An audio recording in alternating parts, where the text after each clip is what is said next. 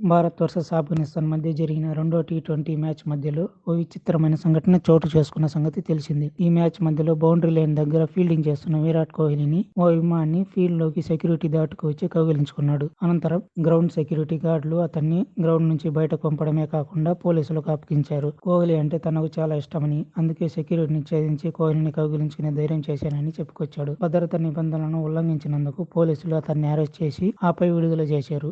ఇప్పుడు స్వగ్రామానికి వెళ్లిన అభిమాని గ్రామంలో అనూహ్య స్వాగతం లభించింది. గ్రౌండ్ సెక్యూరిటీ నిబంధనలను ఉల్లంఘించి కోహ్లీని కౌగిలించుకున్న గ్రౌండ్ సెక్యూరిటీ అతన్ని మైదానం మధ్యలో పోలీసులకు అప్పగించింది. కోహ్లీ వద్దకు వెళ్లిన నేరంపై పోలీసులు అతన్ని అరెస్ట్ చేశారు. తరువాత అతడు కూడా విడుదలయ్యాడు. ఘటనపై విచారణ ఇచ్చిన పోలీసులు సోషల్ మీడియాలో ఫేమస్ కావాలని ఈ చర్యకు పాల్పడ్డాడని తెలిపారు. ఇప్పుడు కోహ్లీ అభిమాని అతని స్వగ్రామానికి వెళ్లాడు. అక్కడ అతన్ని పూలమాల వేసి ఘన స్వాగతం పలికారు. కోహ్లీ అభిమానికి పూలమాల వేసి స్వాగతం పలికిన వీడియో ఇప్పుడు సోషల్ మీడియాలో వైరల్ అవుతుండగా కోహ్లీ అభిమాని స్వాగతం పలికినందుకు పలువురు తరలి రావడం చూడొచ్చు. వారిలో ఒకరు పూలమాల వేయడం చూడొచ్చు.